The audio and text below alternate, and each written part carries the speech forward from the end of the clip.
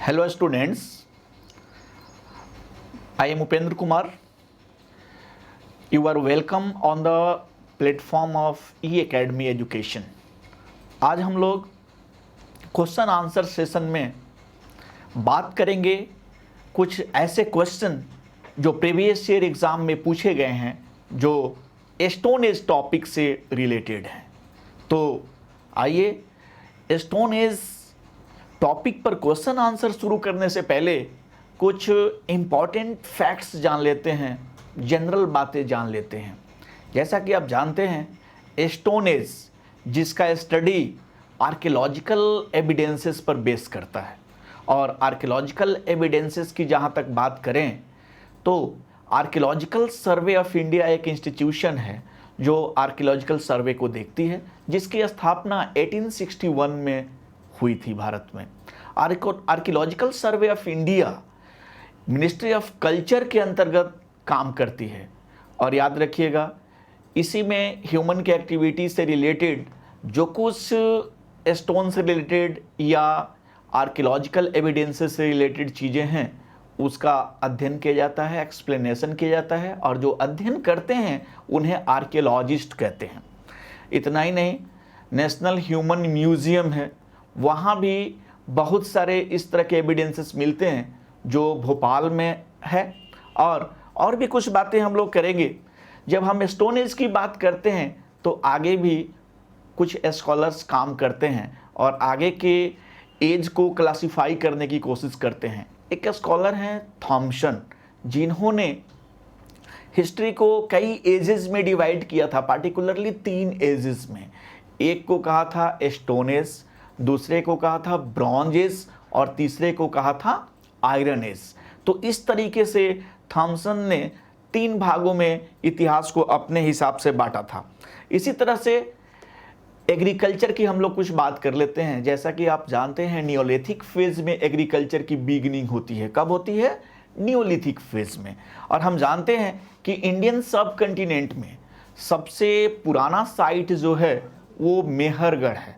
तो मेहरगढ़ में एग्रीकल्चर की सबसे पहले शुरुआत होती है, एविडेंसेस मिलती हैं। लेकिन जैसा कि आप जानते हैं इतिहास भी बहुत ही स्टेगनेंट सब्जेक्ट नहीं है, यहाँ भी अनुसंधान होते रहते हैं, रिसर्च होते रहते हैं, और एविडेंसेस के बेसिस पर हिस्ट्री को रीराइट किया जाता है। इसी तरह का एक साइट है लहुरा देव। लहुरा देव जो उत्तर प्रदेश के संत कबीर नगर डिस्ट्रिक्ट में है, वहाँ से हाल ही में अनुसंधान में पाया गया है कि लहुरा देव में सबसे पहले कृषि का, एग्रीकल्चर का एविडेंस जो मिला है वो आज से 9000 से लेके 8000 बीसी के आसपास का है, जो मेहरगढ़ से भी पुराना है। मेहरगढ़ का टाइम पीरियड 7000 बीसी के आसपास माना जाता है, और लहुरा देव का जो टाइम पीरियड है वो 9000 से 8000 के आसपास। इस तरह से जो पहले आपने मेहरगढ़ आंसर रखा था वो आंसर अब बदल के पहुंच गया है कहाँ? लहुरा देव। तो ये एक नया फैक्ट्स है जो आपको जानना चाहिए। इसी तरह से लखानिया एक जगह है जहाँ से अभी हाल ही में पता चला है कि एक ही कब्र से बहुत सारे कंकाल मिले हैं। 17 के आसपास, 17 के आसपास कंकाल मिले हैं। तो ये कुछ नए फैक्ट्स हो गए। अब आइए हम लोग चर्चा करते हैं उन प्रश्नों की जो प्रश्न पीसीएस के किसी न किसी एग्ज़ाम में अभी तक पूछे जा चुके हैं। तो वैसे प्रश्न के पहले स्टेज में हम लोग चर्चा करेंगे, और ये स्टोन एज से ताल्लुकात रखते हैं। Stone age particularly Palaeolithic, Mesolithic और नियोलिथिक। कुछ हद तक इसमें हम लोग देखेंगे चाल्कोलिथिक की बात भी करेंगे। तो आइए हम शुरू करते हैं, पहले प्रश्न की तरफ आगे बढ़ते हैं। पहला प्रश्न है, आप जैसा कि देख रहे हैं स्क्रीन पर, रॉबर्ट ब्रोसफोर्ड who discovered first palaeolithic tool in India was an क्या है? जियोलॉजिस्ट हैं जो भूगर्भ शास्त्र का अध्ययन करते हैं, आर्कियोलॉजिस्ट हैं जो पुरातत्व का अध्ययन करते हैं, इतिहासकार हैं, या स्टोन और उससे रिलेटेड और जीव का अध्ययन, स्टोन और पौधे या उसके फॉसिल्स का अध्ययन करते हैं। तो इसमें आपका सही ऑप्शन बी है, जो आर्कियोलॉजिस्ट हैं ब्रूसफुट, रॉबर्ट ब्रूसफुट, जिनके बारे में हमने बताया है। पहली बार इनको कुल्हाड़ी मिला था, कहाँ पर? पत्थर की कुल्हाड़ी का खोज इन्होंने मद्रास में किया था। और तो रॉबर्ट ब्रूसफुट जो हैं एक आर्कियोलॉजिस्ट हैं। ये क्वेश्चन पूछा जा चुका है 2015 में यूपीपीसीएस में लोअर सबऑर्डिनेट के एग्जाम में। तो आइए बढ़ते हैं दूसरे प्रश्न की तरफ।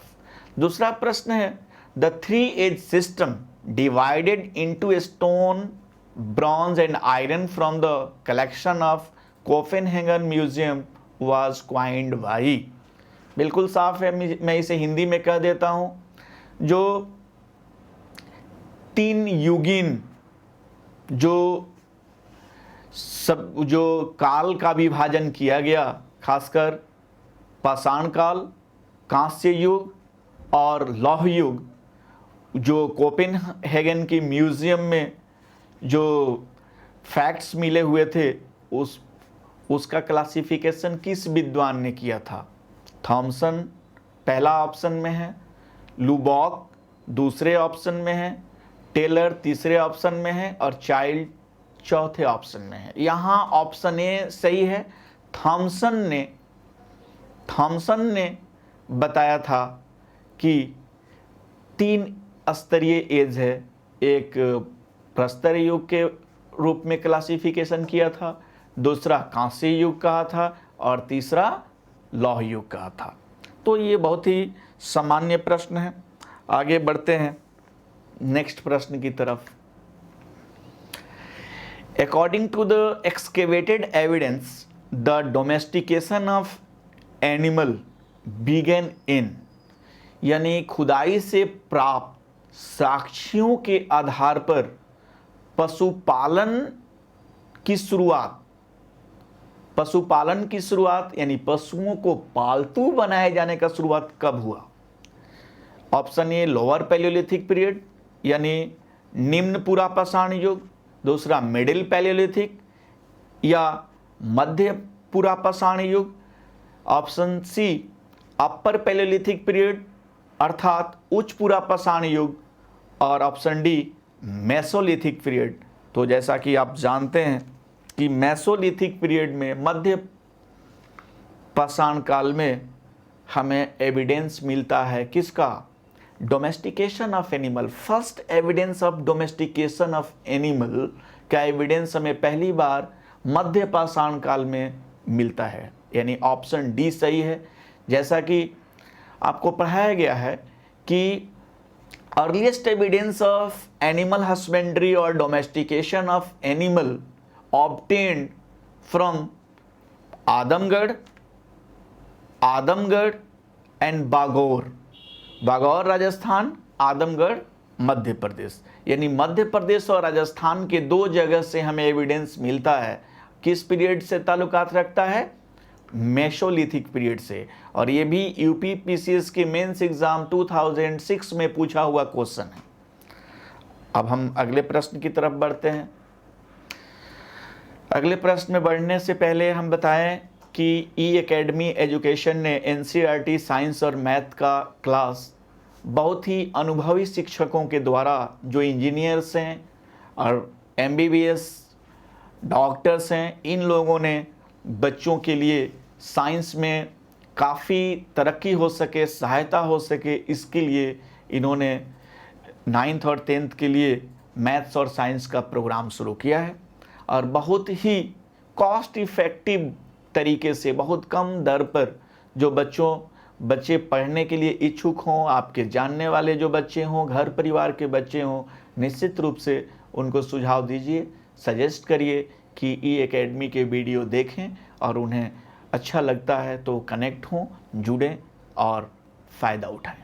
तो इसी तरीके से अगला क्वेश्चन जो है, in Mesolithic context evidence of animal domestication has been found eight.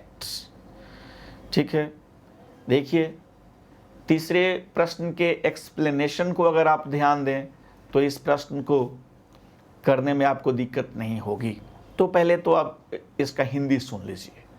मध्य पाषाण काल के संदर्भ में पशुपालन यानी पशुओं को पालतू बनाए जाने का जो प्रमाण मिला है, साक्ष्य मिला है, वो निम्नलिखित में से किस जगह से मिला है? लंगजन जो गुजरात में है, बिरभानपुर जो बंगाल में है, आदमगढ़ जो मध्य प्रदेश में है, चौपानी मांडो जो यूपी में है। अभी मैंने बताया था 2 जगहों का नाम लिया था, एक आदमगढ़ और दूसरा बागौर।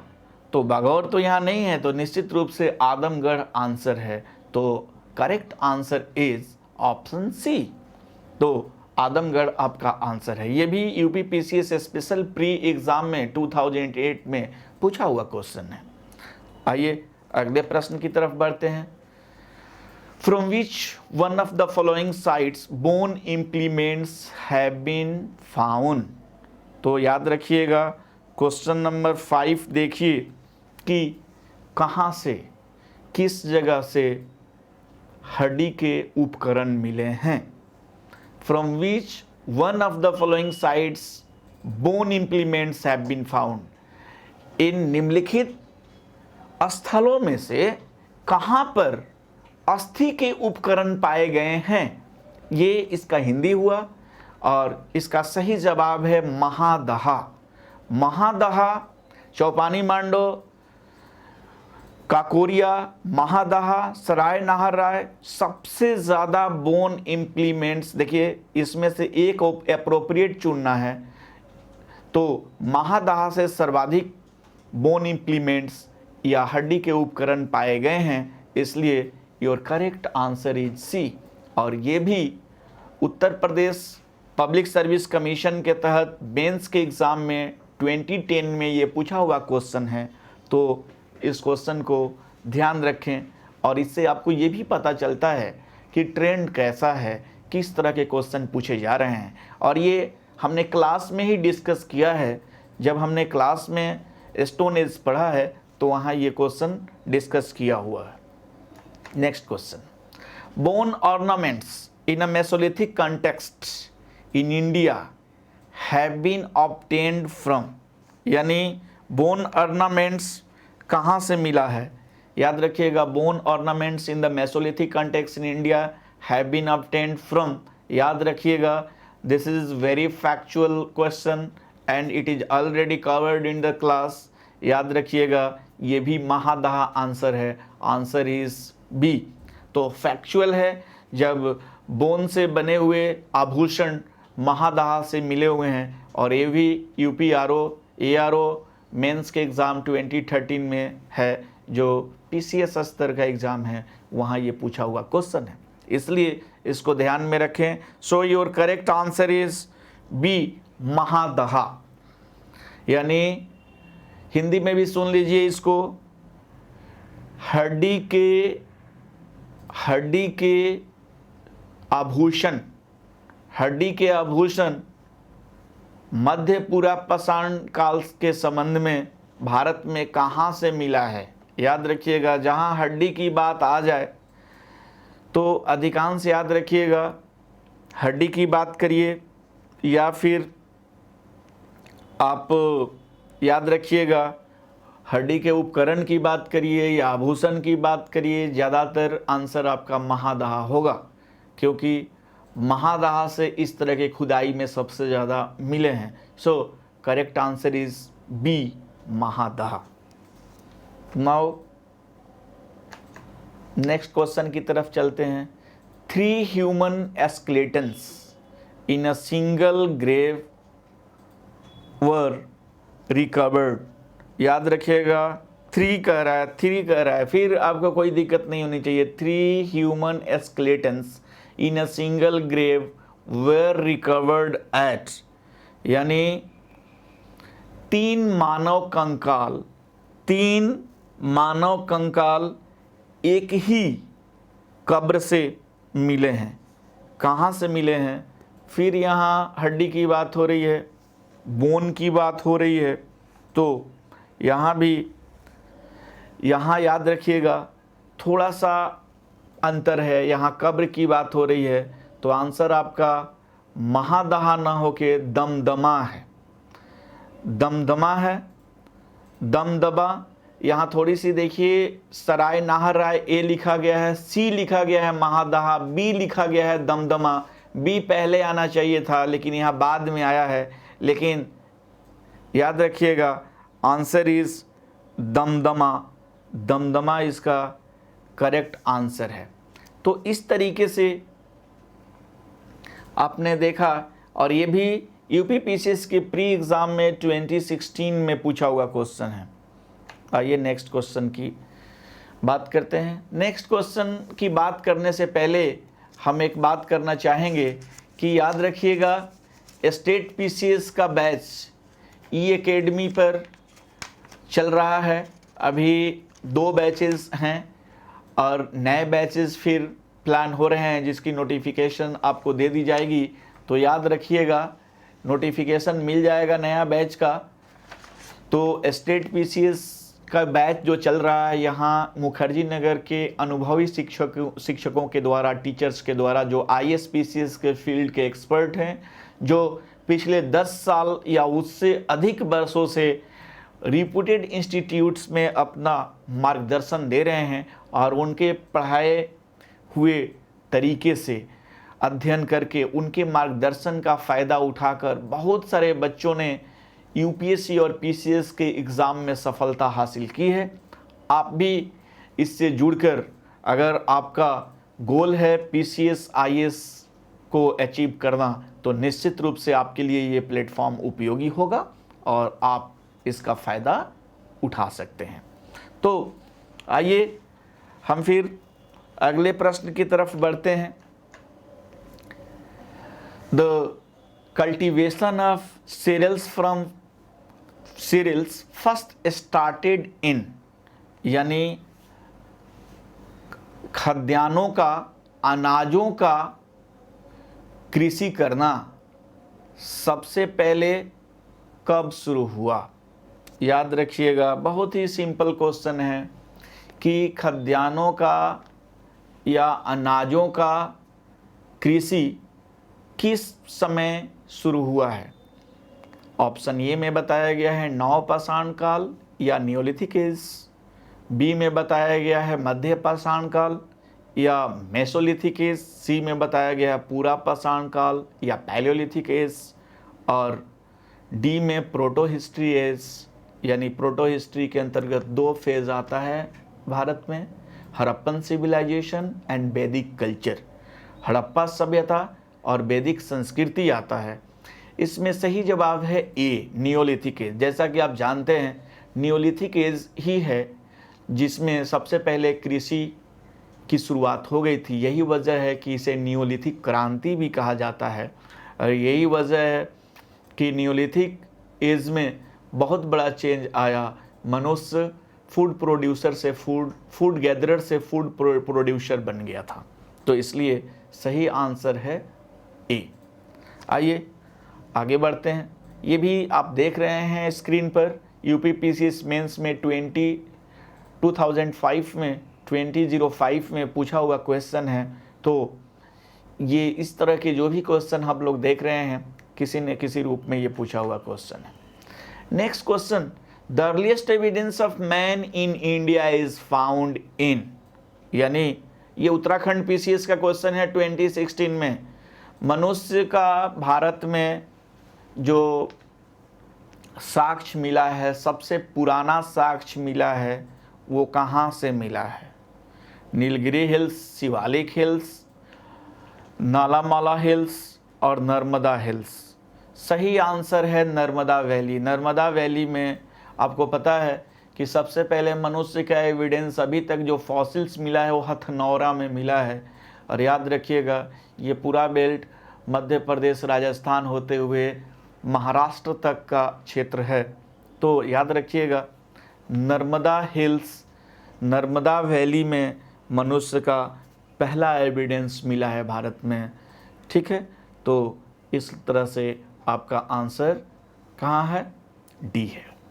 जैसा कि आप जानते हैं कि हम लोगों ने पढ़ा था कि पैलियोलिथिक फेज जो भारत में अमूमन 5 लाख वर्ष पहले से माना जाता है और सबसे पहले मनुष्य का जो हथनौरा से एविडेंस मिलता है। लेकिन याद रखिएगा, जो उसके टूल्स के आधार पर स्टडी किए गए हैं वो स्टडी अगर बोरी का महाराष्ट्र का स्टडी को ले लें तो earliest evidence 14 lakh years ago जा रहा है, यानी 14 लाख वर्ष पहले महाराष्ट्र में मनुष्य रहा करता था। और अब कुछ रिसर्च इस ओर अनुसंधान इस ओर संकेत करते हैं कि मनुष्य का भारत में भारतीय सब कंटिनेंट में उपस्थिति आज से 20 लाख वर्ष पहले से रही है। तो एनीवे ये सब रिसर्च का मैटर है, लेकिन यहाँ आपका सही आंसर है डी, नर्मदा वैली। यानी मनुष्य के होने का सबसे पहला प्रमाण इसमें कहाँ से मिलता है? तो आंसर है डी, नर्मदा घाटी से।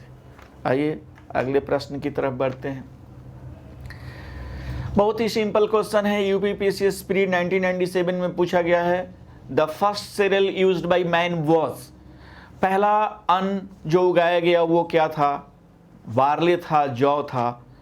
आंसर इज सी, 10 का सी। बहुत सिंपल क्वेश्चन, इस पर ज़्यादा और एक्सप्लेन करने की ज़रूरत नहीं है। बढ़ते हैं नेक्स्ट क्वेश्चन की तरफ। The earliest evidence of agriculture in Indian सब कंटिनेंट कम्स फ्रॉम, जो भारतीय उपमहाद्वीप में कृषि का प्राचीनतम साक्ष्य कहाँ से मिलता है? यूपी लोअर सबऑर्डिनेट में प्रीलिम्स एग्जाम में 2008 में पूछा हुआ क्वेश्चन है। ऑप्शन देखिए, option A Koldihwa, option B Lahuradewa, option C Mehrgarh, option D Tokwa. Lecture के शुरुआती भाग में ही हमने बात की थी कि नए अनुसंधान में लहुरादेव जो संत कबीर नगर डिस्ट्रिक्ट में यूपी में है, जो 9000 से 8000 बीसी के आसपास वहाँ के लोग कृषि करते थे, धान की खेती करते थे। तो इसलिए सही आंसर है बी, लहुरादेव। याद रखिएगा, मेहरगढ़ पहले आंसर हुआ करता था, लेकिन लहुरादेव आने के बाद मेहरगढ़ अब पुराना पड़ गया, क्योंकि नए अनुसंधान में लहुरादेव मेहरगढ़ से भी पहले खेती का काम करता था। तो आइए फिर नेक्स्ट क्वेश्चन की तरफ बढ़ते हैं। Name the site which has revealed the earliest evidence of settled life. अब देखिए, उस स्थल का नाम बताइए जहां अस्थाई जीवन की पहला प्रमाण मिलता है। याद रखिएगा, जो ऑप्शन दिए गए हैं उसी ऑप्शन में आपको ढूंढना है। याद रखिएगा, मेहरगढ़ में सबसे पहले सेटल्ड लाइफ का एविडेंस है मेहरगढ़ में। अगर यहाँ लहुरादेव होता तो जहाँ कृषि हुई है वहाँ सेटल्ड लाइफ भी का एविडेंस है, लेकिन अभी भी अनुसंधान जारी है वहाँ पर। तो जो ऑप्शन में है, इस बस ऑप्शन का बेस्ट आंसर है डी, मेहरगढ़। याद रखिएगा, तो याद रखिएगा मेहरगढ़ यहाँ पर जो है वहाँ सबसे पहला सेटल्ड लाइफ का एविडेंस मिलता है। Next, the earliest evidence of agriculture in Indian subcontinent has been obtained from. देखिए, ये 2010 में यूपीपीसीएस मेंस के 2010 में क्वेश्चन पूछा गया है। इस ऑप्शन में देखिए कि सबसे पहले कहाँ मिला है, ब्रह्मगिरी, बुर्जहोम, कोल्डिहवा, मेहरगढ़। अगर ये चारों ऑप्शन देखें तो इस ऑप्शन में भारतीय उपमहाद्वीप में इनमें से किस एक जगह पर कृषि का सबसे पुराना साक्ष्य मिलता है, प्राचीनतम साक्ष्य किस में मिलता है? यहाँ आंसर होगा डी, मेहरगढ़। तो याद रखिएगा, कंफ्यूज नहीं होना है। मेहरगढ़ और लहुरादेव दोनों ऑप्शन होगा तो लहुरादेव आंसर होगा। अगर लहुरादेव नहीं है, बाकी मेहरगढ़ है और कोई भी साइट है, तो correct answer is Mehrgarh. So 13 is D. ठीक है, आइए नेक्स्ट की तरफ बढ़ते हैं। The earliest evidence of agriculture in Indian सब कंटिनेंट इज फाउंड एट। फिर ये रिपीटेड क्वेश्चन है, ये रिपीट हो गया है यूपीपीसीएस मेंस 2007 में, तो ये रिपीट हो गया है और रिपीटेड क्वेश्चन है। देखिए, ऑप्शन बहुत सारे बदल गए हैं। ये अलग साल में पूछा भी गया है, तो पीसीएस के एग्ज़ाम में भी कुछ क्वेश्चन रिपीट हो जाते हैं। ठीक है, तो याद रखिएगा यहाँ भी आंसर सी है, मेहरगढ़ है। लोथल, हड़प्पा और मोंडीगांव ये सभी हड़प्पन साइट्स हैं। मेहरगढ़ क्या है, न्यूलिथिक साइट है। नवपाषाण काल में यहाँ लोग रहते थे और सब कॉन्टिनेंट में यहाँ एग्रीकल्चर की शुरुआत हुई थी। Next, which of the following period is also known as chalcolithic age. याद रखिएगा, इसमें बहुत ही बेहतरीन क्वेश्चन है। Which of the following period is also known as chalcolithic age, यानी चालकोलिथ, इसमें से कौन सा पीरियड है, कौन सा काल है जिसे ताम्रपाषाण युग के रूप में भी जाना जाता है। याद रखिएगा, ताम्रपाषाण युग के बारे में हमने बताया था, ये BPSC Bihar public service commission के 44th के प्री एग्ज़ाम में 2000 में जो हुआ था उसमें क्वेश्चन ये पूछा हुआ है। तो देखिए, थोड़ा सा टेक्निकल देखने में लग रहा है। चालकोलिथिक यानी चालको मतलब कॉपर, लिथ मतलब स्टोन, यानी कॉपर प्लस स्टोन या तांबा और पत्थर के उपकरण। तो याद रखिएगा, इसी को कहते हैं चालकोलिथिक एज। चालकोलिथिक एज को कॉपर एज भी कहते हैं, क्योंकि कॉपर नया कॉपर इंट्रोड्यूस हुआ है और कॉपर के हथियार तो मिल ही रहे हैं, इम्प्लीमेंट्स तो मिल ही रहे हैं, उपकरण तो मिल ही रहे हैं, साथ साथ पत्थर के भी उपकरण मिल रहे हैं। इसलिए चालकोलिथिक एज को कॉपर एज भी कहा जाता है, यानी 15 का आंसर सी। ठीक है, आयरन एज नहीं कहा जाता है, न्यू स्टोन एज ऐसा कुछ नहीं है, ओल्ड स्टोन एज और न्यू स्टोन एज का कोई क्लासिफिकेशन नहीं है, और कॉपर एज जो चालकोलिथिक के लिए यूज़ होता है। तो ये है सही answer C. Next, the cultural remains from stone age to Harappan civilization have been obtained from which one of the following ancient site। बहुत ही बेहतरीन क्वेश्चन है, याद रखिएगा।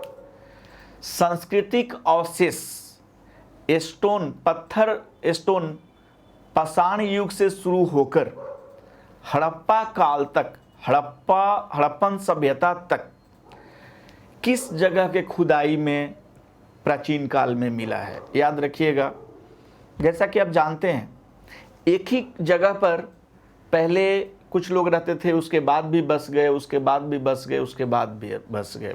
जैसे दिल्ली को लीजिए, एग्जाम्पल के तौर पर हम लोग समझने की कोशिश कर रहे हैं। दिल्ली में अगर मान लीजिए तोमर थे, तोमर ने शासन किया, बाद में आप देखेंगे कि किस तरह से चौहानों ने भी शासन किया, उसके बाद देखिएगा दिल्ली सल्तनत में सुल्तानों ने शासन किया, फिर देखिए मुग़लों ने शासन किया। तो उन सबके कुछ न कुछ अवशेष दिल्ली में दिख रहे हैं। यही बात हुआ कि कुछ जगह सबसे पहले स्टोन एज के लोग रह रहे थे, उसके बाद धीरे धीरे तरक्की करके वो ब्रॉन्ज एज में भी रहने लगे, फिर कांस्य युग में भी रहे। तो इस तरह से स्टोन एज से बढ़ते बढ़ते हड़प्पा तक वहाँ चले आए और वहाँ खुदाई में इस तरह की बात हमें मिली है। तो याद रखिएगा, एक जगह है मेहरगढ़। मेहरगढ़ में आपको पता है कि न्यूलिथिक पीरियड के वहाँ से एविडेंस मिलता है, स्टोन एज का हो गया, और फिर वहीं से हड़प्पा के प्री हड़प्पा फेज का, हड़प्पा के जो पढ़ेंगे हड़प्पा साइट, हड़प्पा टॉपिक जब पढ़ेंगे, हड़प्पन सिविलाइजेशन पढ़ेंगे, तो वहाँ हम लोग देखेंगे कि किस तरह से एक ही साइट पर परत दर परत लोग बस रहे हैं। तो मेहरगढ़ के लोग प्री हड़प्पन फेज में लोग रहते थे, इसलिए यहाँ स्टोन एज से लेके हड़प्पा काल तक लोग रहे हैं। इसलिए correct answer is B. Amri stone age का एविडेंस नहीं है, कोटडीजी का नहीं है, कालीबंगन का नहीं है, ये सभी हड़प्पन साइट हैं, हड़प्पा काल के हैं। लेकिन मेहरगढ़ हड़प्पा काल का तो है ही, लेकिन उसके पहले भी नवपाषाण काल में आपने देखा है कि सबसे पहले यहाँ पर कृषि की गई थी, जो पहले के हम लोग चैप्टर में पढ़ा करते थे। तो ये पहले जो अनुसंधान हुआ था उसमें पढ़ते थे। तो यूपीपीसीएस प्री 2008 में ये पूछा हुआ क्वेश्चन है। नेक्स्ट क्वेश्चन की तरफ आगे बढ़ते हैं। देखिए ये डायरेक्ट क्वेश्चन है, हमने क्लास में पढ़ा था UP lower special pre 2000 Nawada Toli was excavated by HD Sankalia. ये नाम है जो याद रखना पड़ेगा। नवादा टोली कौन सा साइट है याद रखिएगा। नवादा टोली जो है वो बहुत ही इम्पोर्टेंट साइट है, नियोलिथिक साइट, नियोलिथिक के साथ साथ ये चालकोलिथिक साइट है, यानी चालकोलिथिक साइट है। और नवादा टोली की खुदाई एचडी शंकालिया ने किया था, तो एचडी शंकालिया सही आंसर है इसका सी। तो नवादा टोली की खुदाई किसने कराया, किस विद्वान ने? KD Vajpeyi, VS Wakankar, HD Sankalia, Mortimer Wheeler. पूछा हुआ क्वेश्चन है, इसका जवाब होगा एचडी शंकालिया, 17 का सी। आइए नेक्स्ट की तरफ बढ़ते हैं।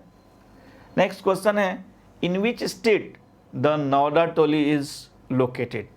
सही आंसर इज मध्य प्रदेश। हमने पढ़ा था कि जो नवादा टोली है वो मध्य प्रदेश में है।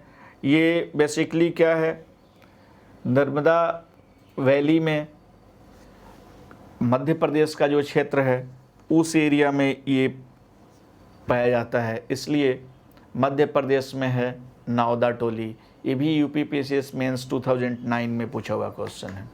नेक्स्ट है, megaliths have been identified as, UPPCS main 2005। देख लीजिए, मेगालिथ्स हमने पढ़ा था, क्या है ये? मेगालिथ्स केव्स फॉर हर्मिट्स, यानी संतों का कंदरा है, गुफा है। बरियल साइट से यानी कब्रगाह है। टेम्पल साइट से मंदिर है। नॉन ऑफ द एबव हमने बताया था, पहला ही लाइन बताया था कि मेगालिथ्स क्या था, ये ग्रेवयार्ड्स होता था, बरियल साइट्स होता था। यहाँ पर कब्रगाह था, उसको बड़े बड़े पत्थर से क्या कर देते थे, कवर कर दिया जाता था। अनेक प्रकार के पत्थर लगाए जाते थे और अनेक प्रकार से उसका नाम दिया जाता था। तो मेगालिथ्स बरियल साइट से आंसर कितना हुआ? B. Answer is B. Megaliths की पहचान किससे की जाती है? तो 100 दान से, 100 गृह से किया जाता है या कब्रस्थान से किया जाता है। 9 next, ash mound is associated with the Neolithic site at, याद रखिएगा, बहुत ही इंपॉर्टेंट क्वेश्चन। बुदिहल, संगनकलू, कुलडीहवा, ब्रह्मगिरी। तो यहाँ याद रखिएगा, संगनकलू से राख के टीले, राख आस माउंट यानी राख के टीले न्यूलिथिक काल में साउथ इंडिया में कहाँ से मिले हैं, कहाँ से उसका एविडेंस मिला है, प्रमाण मिला है? तो करेक्ट आंसर इज भी संगनकलू से मिला है एविडेंस। यूपीपीसीएस मेंस के एग्जाम में 2009 में पूछा हुआ क्वेश्चन है। Next, Bhimbetka is famous for, बहुत ही, जो भी क्लास सुना होगा आप में से वो निश्चित रूप से इसको सुन के ही सोल्व कर देंगे। रॉक पेंटिंग से, बुद्धिस्ट स्टैच्यू है, मिनरल से, ओरिजिन ऑफ सोन रिवर से। तो याद रखिएगा रॉक पेंटिंग से, यहाँ से भीमबेटका चित्रकला का एविडेंस मिला है। स्टोन पर वो रॉक पर पेंटिंग किया गया है। एमपीपीसीएस स्पेशल प्री एग्जाम 2004 में पूछा हुआ क्वेश्चन है। Bhimbetka is very famous site. तो जैसा कि हमने डिटेल पढ़ाया है आपको, तो इस तरीके से इसका सही आंसर है ए, रॉक पेंटिंग्स। ठीक है, नेक्स्ट बढ़ते हैं। In India from which rock shelter pictures have been found the most, सबसे ज़्यादा पिक्चर, तस्वीर कहाँ से मिला है? याद रखिएगा, सबसे ज़्यादा पिक्चर या तस्वीर कहाँ से मिला है, ये क्वेश्चन पूछ रहा है आपसे। और याद रखिएगा यूपीपीसीएस के प्री 2008 में ये पूछा हुआ क्वेश्चन है। और थोड़ा सा घुमा के देखिए तो याद रखिएगा, लेखानिया के बारे में हमने आपसे कुछ नहीं लिखाया है, आदमगढ़ के बारे में कुछ नहीं लिखाया है, गंगेरिया पर चर्चा नहीं किया है, भीमबेटका बच गया, और यहीं से पेंटिंग, रॉक शेल्टर का एविडेंस मिल रहा है। तो सही आंसर है बी। ये भी यूपीपीसीएस प्री 2008 में। एक और बात आप याद रखिएगा, जो यूपीपीसीएस मेंस लिख के आ रहा है वो पुराने सिलेबस की बात है। पहले जो जीएस के पेपर होते थे ऑब्जेक्टिव फॉर्मेट में यूपीपीसीएस में होते थे, लेकिन अब जो है सिलेबस बदल चुका है, आईएएस के इक्विवेलेंट हो गया है, अब आपको डिस्क्रिप्टिव फॉर्मेट में है। लेकिन याद रखिएगा ये ऑब्जेक्टिव फॉर्मेट के क्वेश्चन जो मेंस में पूछे गए हैं प्रीलिम्स के लिए, still these questions are relevant. आज भी ये क्वेश्चन रेलिवेंट है। So always try to be focused on such questions. ठीक है। Next, which of the following places is famous for pre historic paintings. फिर देखिए बहुत ही सिंपल क्वेश्चन है। यूपीपीसीएस मेंस 2011, उस समय यूपीपीसीएस के एग्जाम ऑब्जेक्टिव फॉर्मेट में होता था, अभी डिस्क्रिप्टिव फॉर्मेट में होता है। फिर भी ऑब्जेक्टिव एग्जाम प्री एग्जाम के हिसाब से प्रीलिम्स एग्जाम के लिए क्वेश्चन बहुत ही रेलिवेंट है। अजंता याद रखिएगा, अजंता पेंटिंग गुप्ता पीरियड में जाके आया था। बाग अमरावती भी पोस्ट मौर्य पीरियड में आया था। बाग भी आप देखिएगा वो भी बहुत बाद में जाके गुप्ता पीरियड में ये होता है। और बच गया भीमबेटका। विच of the following place is famous for pre historic painting कह रहा है, यानी प्री हिस्टोरिक स्टोन एज की बात कर रहा है। So once again answer is B, Bhimbetka. तो याद रखिएगा यहाँ आपको पता चल रहा होगा Bhimbetka site is very very important. And while our lecture, when I delivered lecture, I have made justice with Bhimbetka. Bhimbetka को बार बार मैंने बताया है, हर फेज में बताया है, इसलिए आप प्रॉपर तरीके से इसे समझने की कोशिश करिए, इसे ध्यान में रखिएगा। और भीमबेटका यहाँ सही आंसर है 23 जो आपके स्क्रीन पर दिख रहा है, इसका सही answer B, Bhimbetka.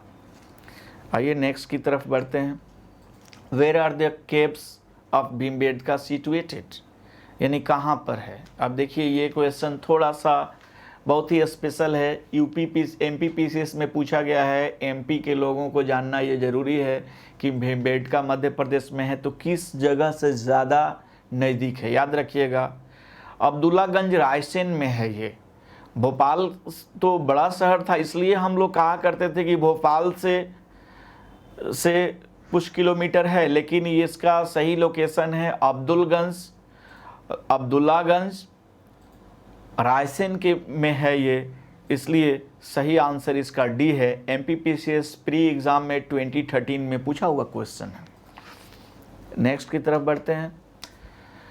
OCP was क्रिस्टेंड eight, यानी ओसीपी याद रखिएगा एक मृदभांड कल्चर है, एक मिट्टी का बर्तन जो धूसर चित्रित मृदभांड कहते हैं इसको। धूसर मटमैले रंग के मिट्टी के बर्तन हैं, और कुछ खास लोग जो बसते थे इस एरिया में वो इस्तेमाल करते थे।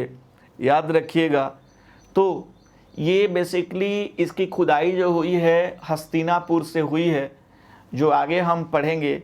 ये क्वेश्चन ऐसे ले लिया गया है, लेकिन फिर भी ठीक क्वेश्चन है। आगे के चैप्टर में भी ये रिपीट होगा। ओसीपी जब हम टॉपिक पढ़ेंगे तो इसकी चर्चा करेंगे।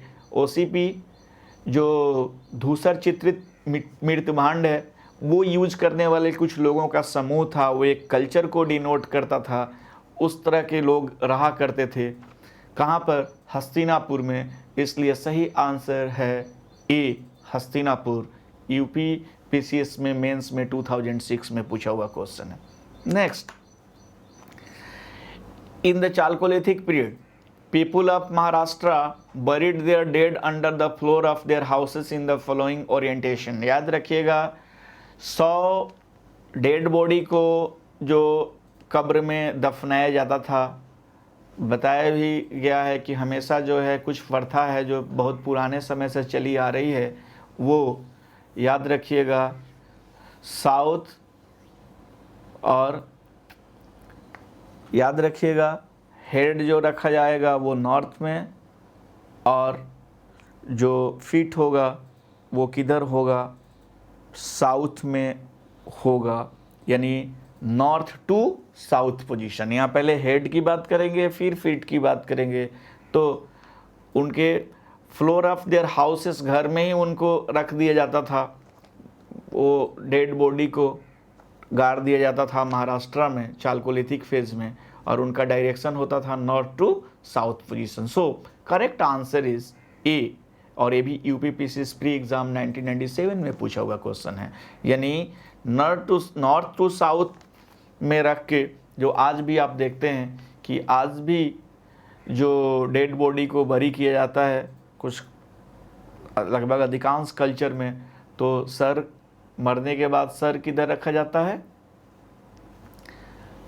नॉर्थ की तरफ, और पैर किधर, साउथ की तरफ। याद रखिएगा, ये इसका कुछ अर्थ के मैग्नेटिक पावर से भी ताल्लुकात है, जो आज साइंटिफिकली प्रूव कर दिया गया है। क्योंकि तो इस तरीके से इसका आंसर है A. Next is which of the following sites has yielded a skeleton of the dog along with human skeleton in burial। कहाँ से खुदाई में प्राप्त हुआ है कि एक मनुष्य और कुत्ते को एक ही कब्र में दफनाया गया था। बहुत ही बार बार मैंने आपको बोला था और ये भी बताया था कि इससे पता चलता है कि पूर्व जन्म में विश्वास था। So correct answer is B, Burzahom. UP lower subordinate में 2008 में पूछा हुआ क्वेश्चन है बुर्ज होम कश्मीर, जहाँ से पिट ड्वेलिंग का भी एविडेंस मिला है, जहाँ से मास्टर और डॉग को क्या किया गया है, यानी डॉग और मास्टर को एक ही कब्र में दफनाया गया है। तो ये आंसर है क्या, बी, बुर्जा होम से ये हमें मिलता है। तो next, the evidence of burying the dog with human body is found which of the following places. Repeated question है, ये अलग बात है, उत्तराखंड पीसीएस में ये मेंस में 2009 में पूछा गया है, दूसरे एग्जाम में पूछा गया है, लेकिन इससे पता चलता है कि डिफरेंट एग्जाम में बुर्जा होम को टच किया जा रहा है, मीन्स बुर्जा होम इज इम्पॉर्टेंट। एक तरफ मेहरगढ़ इम्पॉर्टेंट आपने देखा कई बार, बुर्जा होम को आपने देखा, महादहा को देखा, इस तरीके से आप भीमबेटका को देखा, तो आपको पता चल रहा होगा कि क्या क्या इम्पॉर्टेंट है, किस तरह से क्वेश्चन पूछे जा रहे हैं। तो इसका सही आंसर है, यानी याद रखिएगा, कुत्ते को और मनुष्य को एक ही साथ एक ही कब्र में दफनाया गया है, इसका प्रमाण किस जगह से मिला है। तो ऑप्शन है बुर्ज होम, कोल्डिहवा, चौपानी और Mando. So correct answer is A, Burzahom. तो याद रखिएगा, इसका आंसर है क्या, बुर्जा होम।